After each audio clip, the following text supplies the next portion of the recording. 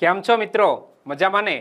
એજ્યુ સફરની ધોરણ 6 ની સામાજિક વિજ્ઞાનની વિડિયો શ્રેણીમાં આપ સર્વ મિત્રોનું હાર્દિક સ્વાગત છે। આપણે જોત જોતામાં છઠ્ઠો પાઠ પહોંચી ગયા છીએ અને છઠ્ઠા પાઠનું નામ છે મૌર્ય યુગ, ચંદ્રગુપ્ત અને સમ્રાટ અશોક। મિત્રો, બે મહાન રાજવીઓ ચંદ્રગુપ્ત અને સમ્રાટ અશોક, એક વ્યક્તિ એવો, એક રાજા એવો કે જેમના શાસનકાળમાં ગ્રાન્ડ ટ્રંક રોડ બંધાયો હતો અને બીજો એવો કે જેમણે મિત્રો 1 રૂપિયાનો સિક્કો હાથમાં હોય ને તો તેમાં જે મુદ્રા અંકિત થયેલી છે ને એ મુદ્રા બનાવનાર આ વ્યક્તિ છે સમ્રાટ અશોક। તો આ બંને રાજવીઓની વાત આપણે આ પાઠમાં કરવાના છીએ અને આ વિડિયો કોને ઉપયોગી થવાનો છે? એક તો જેઓ ધોરણ 6 માં પ્રવેશ્યા છે એવા વિદ્યાર્થીઓને આ વિડિયો ખાસ ઉપયોગી થવાનો છે। એકમ કસોટીમાં કેવા પ્રશ્નો પૂછાઈ શકે એની વાત પણ આ વિડીયોમાં કરવાનો છું અને બીજા એવા વિદ્યાર્થીઓ કે જે સ્પર્ધાત્મક પરીક્ષાની તૈયારી કરે છે અને તેઓ મિત્રો હાઈ લેવલના પ્રશ્નો કેવા પૂછાઈ શકે એનું એક્ઝામ્પલ પણ તમને આ વિડીયોમાં મળવાનું છે।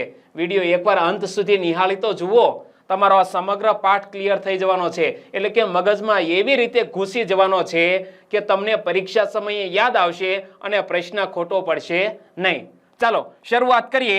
તો પાઠનું નામ છે મૌર્ય યુગ, ચંદ્રગુપ્ત અને સમ્રાટ અશોક। તો એમાં શરૂઆત થાય છે આ પ્રકારના ચિત્રથી। અહીં શું લખ્યું છે? સારનાથની સિંહાકૃતિ, એટલે કે મિત્રો સારનાથમાં એક સ્તંભ આવેલો છે। આ સ્તંભ ઉપર આવી સિંહાકૃતિ છે, 1, 2 અને 3 સિંહ। મિત્રો પાછળ પણ એક સિંહ છે, દેખાતો નથી। 4 સિંહની આકૃતિ છે। ઓકે, તો આપણે જે 1 રૂપિયાના સિક્કા કે 2 રૂપિયાના સિક્કા ઉપર જે આપણી રાષ્ટ્રીય મુદ્રા જોઈએ છીએ ને એ 4 સિંહની આકૃતિ છે। ક્યાંથી લેવામાં આવી છે? તો કે સારનાથમાં જે અશોક સ્તંભ આવેલો છે ત્યાંથી લેવામાં આવી છે।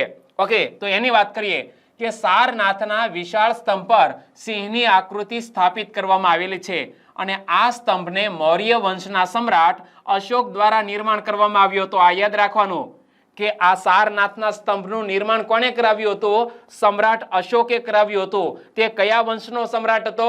મૌર્ય વંશનો સમ્રાટ હતો અને ભારત સરકારે તેને રાષ્ટ્રીય પ્રતીક તરીકે સ્વીકારેલ છે। મિત્રો આ આકૃતિને ભારત સરકારે રાષ્ટ્રીય પ્રતીક તરીકે સ્વીકારેલી છે।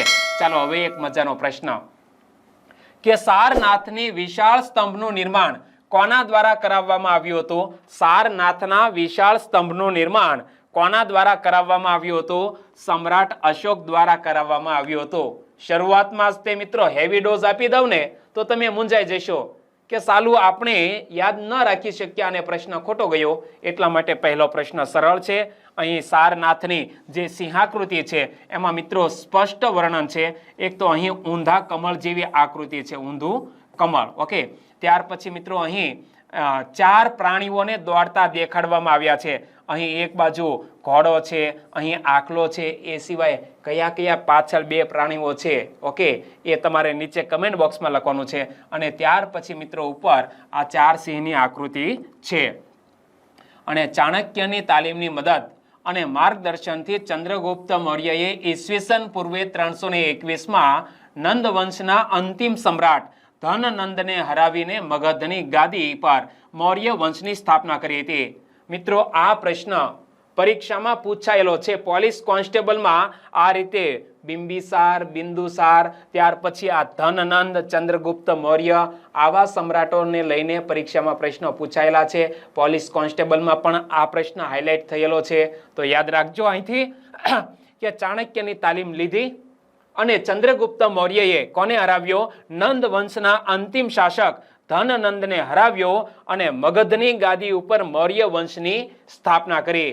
અને મિત્રો મગધ તો તમે ગઈકાલે જ તે જે 16 મહાજનપદો વિશે ભણ્યા હતા એમાં મગધ પણ એક મહાજનપદ હતું અને ત્યાં મૌર્ય વંશની સ્થાપના કોણ કરે છે? ચંદ્રગુપ્ત મૌર્ય કરે છે। અને ચાણક્યની રાજનીતિ અને વહીવટ અંગેની કુશળતાનો સંપૂર્ણ લાભ ચંદ્રગુપ્તને મળ્યો। મિત્રો કેટલું વિચાર્યું હશે આ ચાણક્યએ। અત્યારે પણ અમેરિકન યુનિવર્સિટીઓમાં ચાણક્યના પુસ્તકો ભણાવવામાં આવે છે। આ એટલો મિત્રો વિચારશીલ વ્યક્તિ હતો કે આગામી વર્ષોમાં કોણ કેવો શાસક થશે, મારે કોને ટ્રેન કરવાનો છે, કેવી રીતે એને હરાવવાનો છે અને એ વ્યક્તિ કેવા પગલાં લઈ શકે છે, આ સમગ્ર કૂટનીતિ ચાણક્યની હતી. પરંતુ આ ચાણક્યની કૂટનીતિ કોના ઉપર અજમાયશી બની? ચંદ્રગુપ્ત મૌર્ય ઉપર અજમાયશી બની અને પરિણામ સ્વરૂપે તેણે ધનનંદને હરાવ્યો. તો એક રીતે ચાણક્યએ ચંદ્રગુપ્તનો ઉપયોગ કરી અને આ ધનનંદનો બદલો પણ લીધો હતો. કારણ કે જૂનું વેર પણ હતું, ઇતિહાસ બહુ જૂનો છે, એમાં ન પડતા આપણે પાઠ્યપુસ્તકમાં જ અત્યારે રહીશું કે ચાણક્ય દ્વારા લખાયેલા અર્થશાસ્ત્ર નામના ગ્રંથમાંથી તે સમયની રાજકીય, આર્થિક અને સામાજિક જીવનની માહિતી મળે છે. ચંદ્રગુપ્તનો એક ચાણક્યનો એક પ્રખ્યાત ગ્રંથ છે, એનું નામ છે અર્થશાસ્ત્ર, જેને કૌટિલ્યના અર્થશાસ્ત્ર તરીકે પણ ઓળખવામાં આવે છે. અને કૌટિલ્ય અને ચાણક્ય બે એક જ વ્યક્તિ છે હો મિત્રો, અલગ અલગ નથી. તો યાદ શું રાખ્યું તમે કે ચાણક્યની તાલીમની મદદ અને માર્ગદર્શનથી ચંદ્રગુપ્ત મૌર્યએ ઈસવીસન પૂર્વે 321માં નંદ વંશના અંતિમ સમ્રાટ ધનનંદને હરાવીને મગધની ગાદી પર મૌર્ય વંશની સ્થાપના કરી. ચાણક્યની રાજનીતિ અને વહીવટ અંગેની કુશળતાનો સંપૂર્ણ લાભ કોને મળ્યો? ચંદ્રગુપ્તને મળ્યો. અને ચાણક્ય દ્વારા લખાયેલું પુસ્તક એટલે અર્થશાસ્ત્ર, અને આ પુસ્તકમાં તે સમયની રાજકીય, આર્થિક અને સામાજિક જીવનની માહિતી મળે છે. ચાલો હવે આ પ્રશ્નનો જવાબ આપો કે ચંદ્રગુપ્ત મૌર્યએ ઈસવીસન પૂર્વે 321માં કયા વંશના સમ્રાટ ધનનંદને હરાવીને મગધની ગાદી સંભાળી હતી? મગધની ગાદી ઉપર મૌર્ય વંશની સ્થાપના કરી હતી. જવાબ આવડી ગયો ને મિત્રો? એ સમ્રાટના નામમાં જ એ વંશનું નામ છુપાયેલું છે, ધનનંદ. નંદ આયો એટલે નંદ વંશનો શાસક હતો ધનનંદ, તેને હરાવે છે ચંદ્રગુપ્ત મૌર્ય અને મગધની ગાદી સંભાળે છે. ચાલો આ પ્રશ્નનો જવાબ આપો કે ચાણક્ય દ્વારા લખાયેલા કયા ગ્રંથમાંથી તે સમયની રાજકીય, સામાજિક અને આર્થિક વ્યવસ્થા અંગેની માહિતી મળી આવે છે? તો હમણાં જ મેં તમને કહ્યું કે ચાણક્યએ કયો ગ્રંથ લખ્યો છે? અર્થશાસ્ત્ર નામનો ગ્રંથ લખ્યો છે. અને આ ગ્રંથમાં તે સમયના રાજકીય, સામાજિક અને આર્થિક વ્યવસ્થા અંગેની માહિતી મળે છે. અહીં ચાણક્યને તમે જોઈ શકો છો, કૌટિલ્યને. ચાણક્યનું એક ફેમસ કોટ છે, વાક્ય છે કે शिक्षक कभी साधारण नहीं होता, शिक्षक कभी साधारण नहीं होता, निर्माण और प्रलय उसकी गोद में पलते हैं. શું મિત્રો?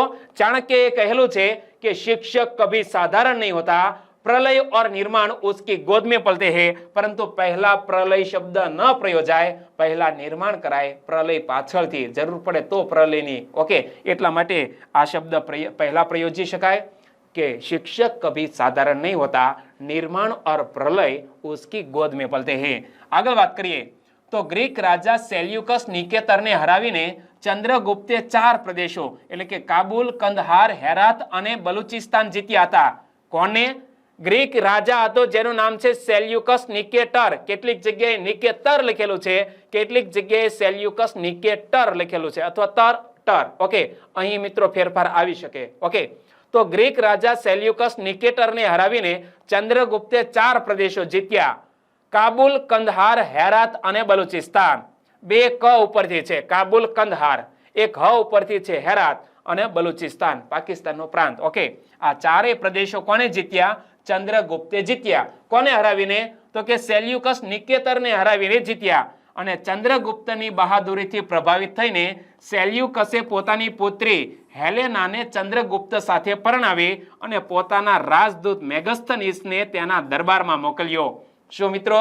ચંદ્રગુપ્તની બહાદુરી જોઈ અને આ સેલ્યુકસ નિકેટર હતો એ એનો સસરો બની ગયો. એટલે કે પોતાની દીકરી જે હેલેના હતી એના લગ્ન કોની સાથે થયા? ચંદ્રગુપ્ત મૌર્ય સાથે થયા. અને ત્યાર પછી સેલ્યુકસ નિકેટરનો એક રાજદૂત હતો જેનું નામ મેગસ્થનીસ, એને ચંદ્રગુપ્તના દરબારમાં મોકલ્યો.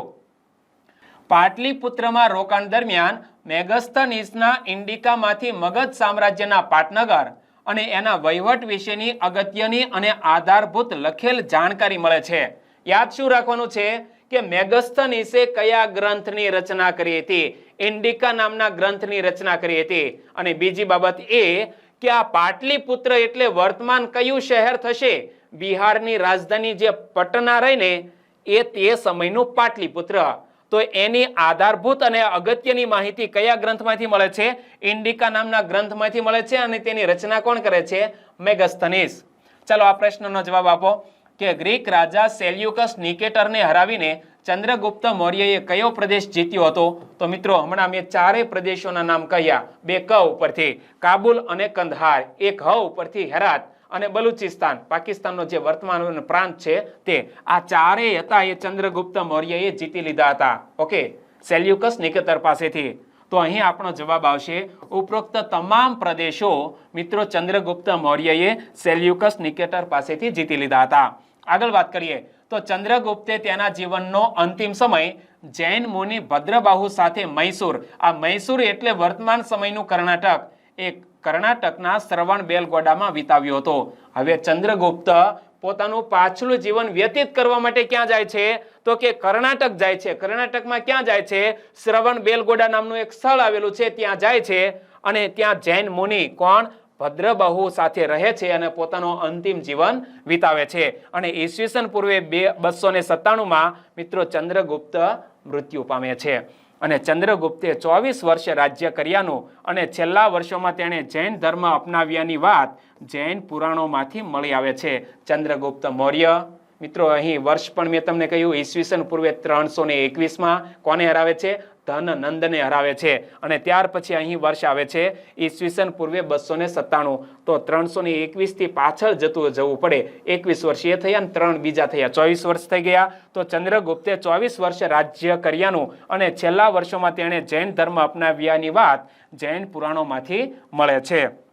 અને અહીંથી પણ એક પ્રશ્ન બની જાય, કેવો? કે ચંદ્રગુપ્તે તેના જીવનનો અંતિમ સમય કયા જૈન મુનિ સાથે મૈસૂર એટલે કે કર્ણાટકના શ્રવણ બેલગોડામાં વિતાવ્યો હતો? તો હમણાં મેં એક જૈન મુનિની વાત કરી. કોણ? જૈન મુનિ હતા જેનું નામ હતું ભદ્રબાહુ. એટલે કે ચંદ્રગુપ્ત મૌર્યએ પોતાનું અંતિમ જીવન ભદ્રબાહુ નામના જૈન મુનિ સાથે મૈસૂરના શ્રવણ બેલગોડામાં વિતાવ્યું હતું. અને મૈસૂરનું મિત્રો અત્યારનું નામ છે કર્ણાટક, યાદ રાખી લેજો.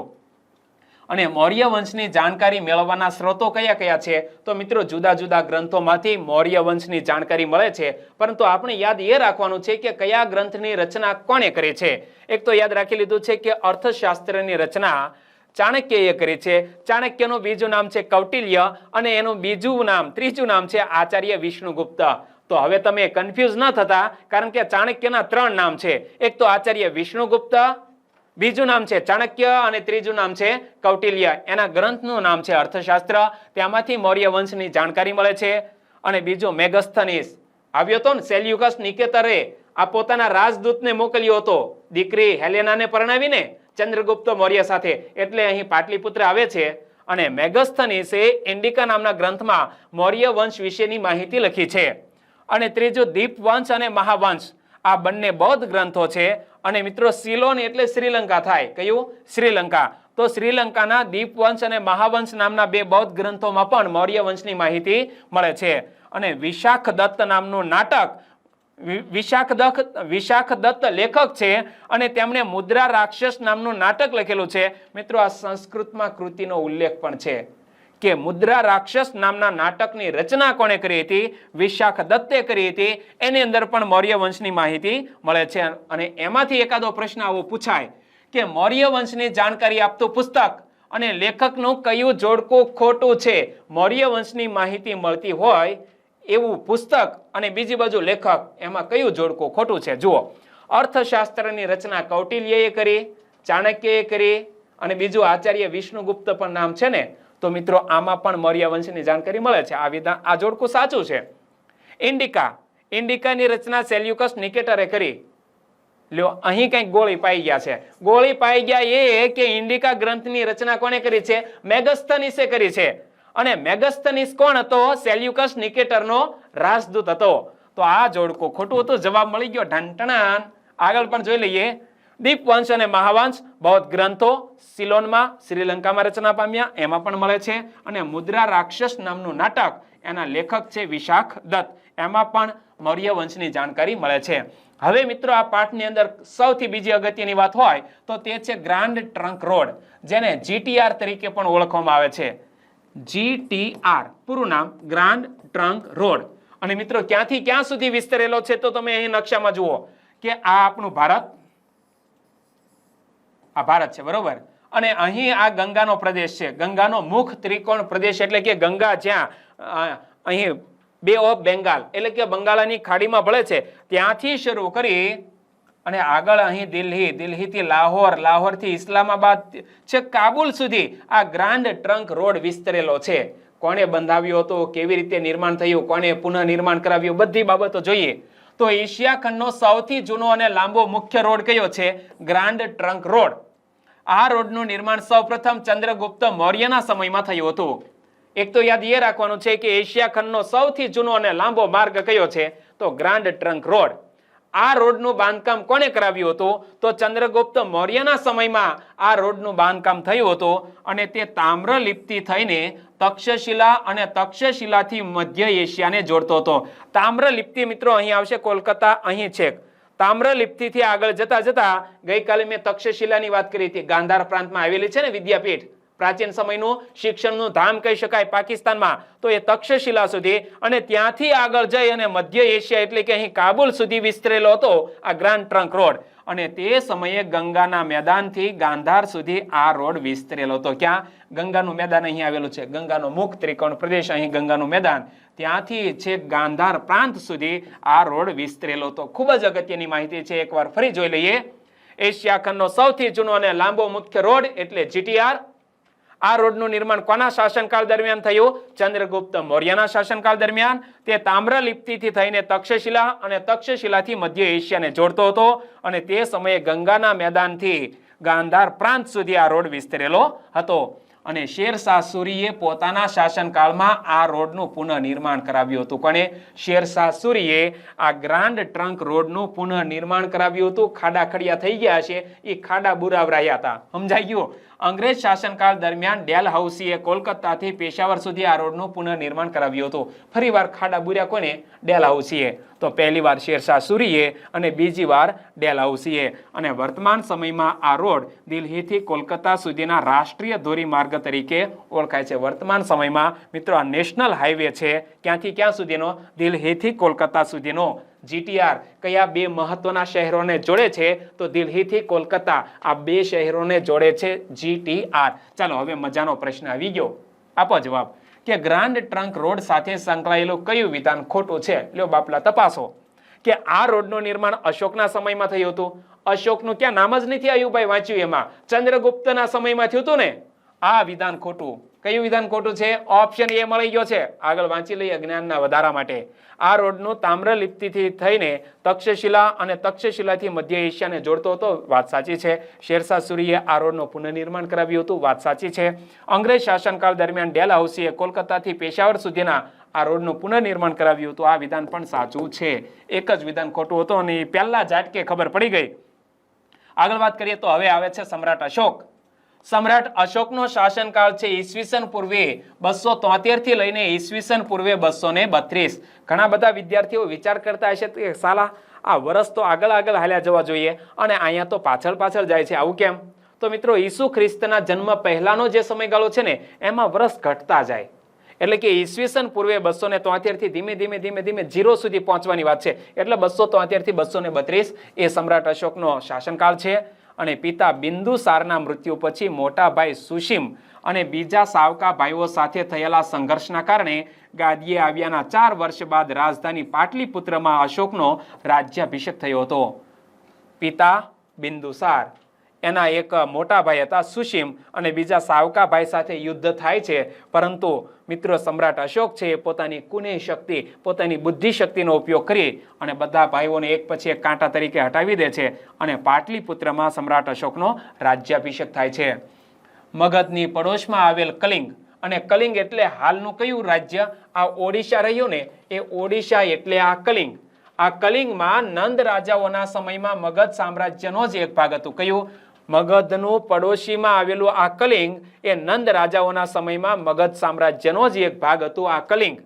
પરંતુ મૌર્ય શાસનની સ્થાપના સમયે તે સ્વતંત્ર થઈ ગયેલું.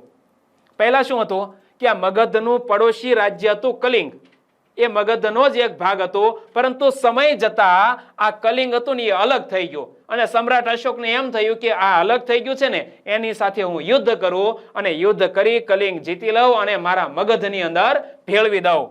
તો મૌર્ય શાસનની સ્થાપના સમયે તે સ્વતંત્ર થઈ ગયેલું અને કલિંગને ફરીથી મગધ સામ્રાજ્યનો ભાગ બનાવવાની મહત્વાકાંક્ષા રાખનાર સમ્રાટ અશોકે રાજ્યાભિષેક પછીના 8મા વર્ષે એટલે કે ઈસવીસન પૂર્વે 261માં કલિંગના રાજા જયંત સાથે યુદ્ધ જાહેર કર્યું હતું. એ સમયે કલિંગનો રાજા કોણ હતો?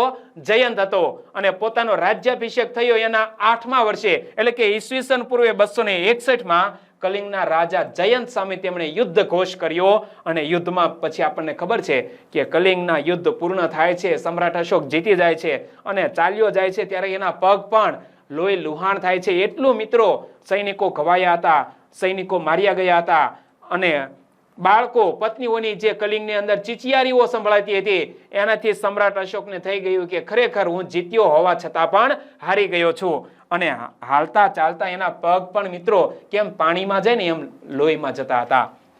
તો આ યુદ્ધમાં સમ્રાટ અશોકનો વિજય થયો હતો અને યુદ્ધની નિરર્થકતા તેને સમજાઈ જવાના કારણે કલિંગનું યુદ્ધ તેના જીવનનું અંતિમ યુદ્ધ બની ગયું હતું. તેને સમજાઈ ગયું કે આ યુદ્ધ નિરર્થક છે, ક્યારેય ન કરવું જોઈએ, કારણ કે યુદ્ધથી જે માનવ હાનિ થાય છે, માણસોના મોત થાય છે, એનાથી હજારો પરિવારો છે એ મિત્રો ઉજ્જડ બની ગયા હતા, હજારો પરિવારો દુઃખમાં ગરકાવ કરી ગયા હતા અને એના પરિણામ સ્વરૂપે અશોકનો ધર્મ પરિવર્તન થાય છે, હૃદય પરિવર્તન થાય છે અને ત્યાર પછી તે બૌદ્ધ ધર્મ અંગીકાર કરે છે. જુઓ, બૌદ્ધ સાધુ ઉપગુપ્તના ઉપદેશથી તેણે શસ્ત્રોનો ત્યાગ કર્યો અને શાસ્ત્રોનું શરણ લીધું. મિત્રો શબ્દ કેવો વાપર્યો છે કે હવે પછી શસ્ત્રનો તે ત્યાગ કરે છે અને શાસ્ત્રોનું શરણ લે છે અને એક બૌદ્ધ સાધુ મળે છે. કોણ? ઉપગુપ્ત. એમની પાસેથી તે ઉપદેશ લે છે અને બૌદ્ધ ધર્મ અંગીકાર કરી અશોક રાજદ્વારી પુરુષમાંથી ધર્માનુરાગી અશોક બની ગયો. જે રાજદ્વારી મિત્રો હતો અશોક, એ હવે ધર્માનુરાગી બની ગયો, એટલે કે જેને પોતાની સત્તા ફેલાવવાની એક મહેચ્છા હતી એ છૂટી ગઈ અને હવે તે ધર્મ પ્રત્યે આકર્ષણ પેદા થયું, કારણ કે આ કલિંગનું યુદ્ધ તેમના માટે જીવન પરિવર્તન કરનારું હતું. અને સમ્રાટ અશોક પહેલો એવો શાસક હતો જેણે શિલાલેખો દ્વારા પોતાનો સંદેશ પ્રજા સુધી પહોંચાડવાનો પ્રયાસ કર્યો હતો. કોણે? સમ્રાટ અશોકે મિત્રો શિલાઓ ઉપર જે લેખો કોતરાવ્યા એને અભિલેખો પણ કહેવાય છે, એના દ્વારા પોતાનો સંદેશો પ્રજા સુધી પહોંચાડ્યો. અને સમ્રાટ અશોક મોટા ભાગના અભિલેખોની ભાષા પ્રાકૃત અને લિપિ બ્રાહ્મી હતી. મિત્રો આ યાદ રાખવાનું છે કે સમ્રાટ અશોકના મોટા ભાગના અભિલેખોની ભાષા કઈ હતી? તો ભાષા હતી પ્રાકૃત. અને કઈ લિપિમાં લખાયેલા હતા? બ્રાહ્મી લિપિમાં લખાયેલા હતા. ચાલો આપો આ જવાબ કે નીચેનામાંથી કયું વિધાન સાચું છે? ચારે વિધાન તપાસવાના છે અને કયા કયા વિધાન સાચા છે એ તમારે કહેવાનું છે. વાંચો. અશોકનો રાજ્યાભિષેક રાજધાની પાટલીપુત્રમાં થયો હતો. બિલકુલ સાચી વાત છે. અશોકનો રાજ્યાભિષેક ક્યાં થયો હતો? પાટલીપુત્રમાં. ઈસવીસન પૂર્વે 261માં કલિંગના રાજા જયંત સામે સમ્રાટ અશોકે યુદ્ધ કર્યું હતું. હમણાં જ વાત કરી, કલિંગનું યુદ્ધ કોની વચ્ચે થયું? સમ્રાટ અશોક અને જયંત વચ્ચે. અને કયા ઉદ્દેશ્યથી? તો કે કલિંગને મગધમાં ભેળવી દેવાનું હતું. બૌદ્ધ સાધુ ઉપગુપ્તના ઉપદેશથી અશોકે બૌદ્ધ ધર્મ અંગીકાર કર્યો. આ વિધાન પણ સાચું છે. અને અશોકના અભિલેખોની ભાષા પ્રાકૃત અને લિપિ બ્રાહ્મી હતી. આ વિધાન પણ સાચું થઈ ગયું ને? ઓકે, તો ચારે ચાર વિધાન સાચા. તો આપણે ઉપરોક્ત એક પણ વિધાન નહીં, ઉપરોક્ત તમામ વિધાનો સાચા છે. આપણો જવાબ બની જશે ઓપ્શન ડી. આગળ વાત કરીએ તો અશોકે ઈસવીસન પૂર્વે 251માં પાટલીપુત્રમાં મોગલીપુત્ર તિસ્ય, જેને તીત્સા તરીકે પણ ઓળખવામાં આવે છે, તો મોગલીપુત્ર તિસ્યના અધ્યક્ષ પદે ત્રીજી બૌદ્ધ પરિષદ બોલાવી હતી. પરીક્ષામાં પૂછાય તેવી બાબત છે, યાદ રાખજો કે ત્રીજી બૌદ્ધ સંગીતિનું આયોજન કોણે કર્યું હતું? સમ્રાટ અશોકે કર્યું હતું. અને એ વખતે ત્રીજી બૌદ્ધ સંગીતિમાં અધ્યક્ષપદ કોણે સંભાળ્યું હતું? તો મોગલીપુત્ર તિસ્યએ આ અધ્યક્ષપદ સંભાળ્યું હતું. ઓકે. અને એ સિવાય મિત્રો બીજી જે બૌદ્ધ સંગીતિ બાકી રહી ને, બૌદ્ધ પરિષદો, પહેલી, બીજી અને ચોથી, એની વાત તમારે નીચે કમેન્ટ બોક્સમાં લખવાની છે. અને આ પરિષદનો મુખ્ય હેતુ બૌદ્ધ ધર્મમાં ઊભા થયેલા મતાંતરો દૂર કરી ધાર્મિક એકતા સ્થાપવાનો હતો. અશોકે ભારતના કાશ્મીર, ગાંધાર, ચોલ, પાંડ્ય અને કેરળ રાજ્યમાં બૌદ્ધ ધર્મનો પ્રચાર કર્યો હતો. ખૂબ જ અગત્યની માહિતી છે મિત્રો, પરીક્ષાલક્ષી છે, એકવાર યાદ કરી લઈએ કે સમ્રાટ અશોક ઈસવીસન પૂર્વે 251માં પાટલીપુત્રમાં મોગલીપુત્ર તિસ્યના અધ્યક્ષપદ હેઠળ ત્રીજી બૌદ્ધ પરિષદ બોલાવે છે અને આ પરિષદનો મુખ્ય હેતુ બૌદ્ધ ધર્મમાં ઊભા થયેલા મતાંતરો દૂર કરી ધાર્મિક એકતા સ્થાપવાનો અને અશોકે ભારતના કાશ્મીર, ગાંધાર, ચોલ, પાંડ્ય અને કેરળ રાજ્યોમાં બૌદ્ધ ધર્મનો પ્રચાર કર્યો હતો. તેમનો એક દીકરો હતો અને દીકરી પણ હતા, એમને પણ બૌદ્ધ ધર્મના પ્રચાર માટે મોકલ્યા હતા.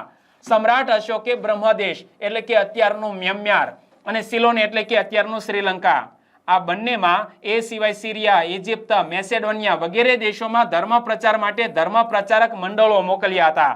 સમ્રાટ અશોકના પુત્રનું નામ હતું મહેન્દ્ર અને પુત્રીનું નામ હતું સંઘમિત્રા. આ બંનેને બૌદ્ધ ધર્મના પ્રચાર માટે સિલોન મોકલ્યા હતા. આ સિલોન મોકલ્યા એટલે ક્યાં મોકલ્યા? શ્રીલંકા મોકલ્યા. અને આમ સમ્રાટ અશોકે પોતાના શાસન દરમિયાન બૌદ્ધ ધર્મને રાજ્યાશ્રય આપ્યો હતો, એટલે કે બૌદ્ધ ધર્મનો તેમણે પ્રચાર કર્યો હતો, બૌદ્ધ ધર્મનું રક્ષણ કર્યું હતું. ચાલો, 9મો પ્રશ્ન છે કે નીચેના વિધાનો તપાસવાના છે, ચારેય વિધાન તપાસવાના છે અને આ ચારેય વિધાન તપાસ્યા પછી તમારે કયું વિધાન સાચું છે કે કયું વિધાન ખોટું છે એ કહેવાનું છે. ઓકે, પહેલું વિધાન, સમ્રાટ અશોકે પાટલીપુત્રમાં મોગલીપુત્ર તિસ્યના અધ્યક્ષપદે ત્રીજી બૌદ્ધ પરિષદ બોલાવી હતી. આ વિધાન બિલકુલ સાચું છે. હમણાં મેં બે વખત રિપીટ કરી આ વાત. સમ્રાટ અશોકે ભારતના કાશ્મીર, ગાંધાર, ચોલ, પાંડ્ય અને કેરળમાં જૈન ધર્મનો પ્રચાર કર્યો. લ્યો, અહીં બફાઈ ગયું. જૈન ધર્મનો નહીં, બૌદ્ધ ધર્મનો પ્રચાર કર્યો હતો. આ વિધાન ખોટું. સમ્રાટ અશોકે પુત્ર નરેન્દ્ર અને પુત્રી સંઘમિત્રાને બૌદ્ધ ધર્મના પ્રચાર માટે સિલોન મોકલ્યા હતા. સિલોન મોકલ્યા, વાત સાચી. પુત્રીનું નામ સંઘમિત્રા, એ વાત સાચી. પરંતુ અહીં નરેન્દ્ર ક્યાંથી આવી ગયા? નરેન્દ્ર ના આવે, મહેન્દ્ર આવે. શું આવે? મહેન્દ્ર. આવી નાની સરખી એરર પરીક્ષામાં ભૂલ ખવડાવે, આ વિધાન ખોટું થઈ ગયું. સમજાય છે? સમ્રાટ અશોકે Myanmar, Sri Lanka, Syria, Egypt, Macedonia વગેરે દેશોમાં ધર્મ પ્રચાર મંડળો મોકલ્યા હતા. અને મિત્રો, આ ચારેય આ વિધાન સાચું છે. અને આ ચારેય વિધાનમાંથી કયા કયા વિધાન સાચા છે એ પકડવાના હતા. 1 અને 4 નંબરનું વિધાન સાચું, તો આપણો જવાબ બની ગયો ઓપ્શન એ. આગળ વાત કરીએ તો મૌર્ય યુગનું વહીવટી તંત્ર કેવા પ્રકારનું હતું? એ સમયે પણ મિત્રો જુદા જુદા વિભાગ હતા અને એ વિભાગ કોણ સંભાળતા હતા એનું નામકરણ અલગ છે. જુઓ કે એ વખતનો ખેતી વિભાગનો વડો, અત્યારે આપણે કેમ કે કૃષિ મંત્રી, તો એ સમયે પણ આ ખેતી વિભાગનો એક વડો રાખવામાં આવતો હતો અને ખેતી વિભાગના વડાને કહેવાય છે સીતાધ્યક્ષ. આ યાદ કઈ રીતે રાખવાનું? તો કે જનક રાજા ખેતર ખેડતા હતા અને જમીનમાંથી સીતા નીકળ્યા, તો ખેતી વિભાગના વડાને સીતાધ્યક્ષ. જમીનમાંથી સીતા નીકળ્યા હતા ને જનક રાજા, હળ ખેડતા હતા. ઓકે, એ તો આ રીતે યાદ રાખી શકાય. લશ્કર ખાતું સેનાની, સૈનિકો હોય એ જ સેનાની સૈનિક ખાતું સંભાળે, લશ્કરી ખાતું. ઓકે, તો આ પણ યાદ રહી જશે. ન્યાય ખાતું, તો ન્યાય ખાતું પ્રદેશત્રી, આ થોડું યાદ રાખવું પડશે. મુખ્ય ન્યાયાધીશ એવો અર્થ થાય છે, તો ન્યાય ખાતું સંભાળતા પ્રદેશત્રી એટલે કે મુખ્ય ન્યાયાધીશ. વ્યાપાર ખાતું એને કહેવાય છે પણ્યાધ્યક્ષ. પણ્યાધ્યક્ષ, પણ્ય એટલે મિત્રો વ્યાપારી એવું થાય. શું? પણ્ય, અહીં સંધિ છોડો ને તો પણ્ય વત્તા અધ્યક્ષ, અને પણ્યનો અર્થ થાય છે વ્યાપાર. તો વ્યાપાર ખાતું કોણ સંભાળતા હતા? પણ્યાધ્યક્ષ. અને દફતર ભંડાર એટલે કે અક્ષપટલ રેકર્ડ ખાતું, મહા અક્ષપટલ, નામ ઉપરથી જ ખબર પડી જશે. અને મુદ્રા એટલે કે પાસપોર્ટ ખાતું મુદ્રાધ્યક્ષ સંભાળતા હતા. અને આ એવું મિત્રો માહિતીનું કોષ્ટક છે કે અહીંથી પરીક્ષામાં પ્રશ્ન પૂછાઈ શકે. એક વખત રિપીટ કરી લઈએ. ખેતી વિભાગનો વડો સીતાધ્યક્ષ, લશ્કરી ખાતાનો વડો સેનાની, ન્યાય ખાતાનો વડો પ્રદેશત્રી, વ્યાપાર ખાતાનો વડો પણ્યાધ્યક્ષ, દફતર ભંડાર સંભાળનાર મહા અક્ષપટલ અને મુદ્રા એટલે કે પાસપોર્ટ ખાતું, એ વખતે પણ વિદેશ જતા હશે લોકો, મુદ્રાધ્યક્ષ સંભાળતો હતો. ચાલો, 10મો અને અંતિમ પ્રશ્ન તમારી સ્ક્રીન ઉપર કે મૌર્ય યુગના વહીવટી તંત્રમાં વિભાગ અને તેના વડાનું કયું જોડકું સાચું નથી? કયું જોડકું સાચું નથી મતલબ ખોટું છે એ પકડી પાડવાનું છે. ખેતી વિભાગનો વડો, તો જનક રાજા ખેતી કરતા હતા, સીતા નીકળ્યા એટલે સીતાધ્યક્ષ, તો આ જોડકું સાચું થઈ ગયું. ન્યાય ખાતું પ્રદેશત્રી, હમણાં જ મેં તમારી સમક્ષ વાંચ્યું, તો આ જોડકું સાચું છે. વ્યાપાર ખાતું મુદ્રાધ્યક્ષ, તો વ્યાપારને બીજો મિત્રો શું કહેવાય? પણ્ય કહેવાય. અને પણ્યાધ્યક્ષ. ઓકે, તો આ જોડકું ખોટું થઈ ગયું. આપણો જવાબ અહીં ક્લિયર થઈ જાય છે. સાચો જવાબ બને છે ઓપ્શન સી. અને દફતર વિભાગના વડાને મહા અક્ષપટલ કહેવાય છે. તો અહીં એજ્યુ સફરના ધોરણ 6 ના સામાજિક વિજ્ઞાનનો 6થો પાઠ પૂર્ણ કરીએ છીએ. વિડીયો ગમ્યો હોય તો લાઈક કરજો. આવતીકાલે મળીશું એક નવા પાઠ સાથે. ત્યાં સુધી રજા લઈએ. ટેક કેર એન્ડ જય હિન્દ.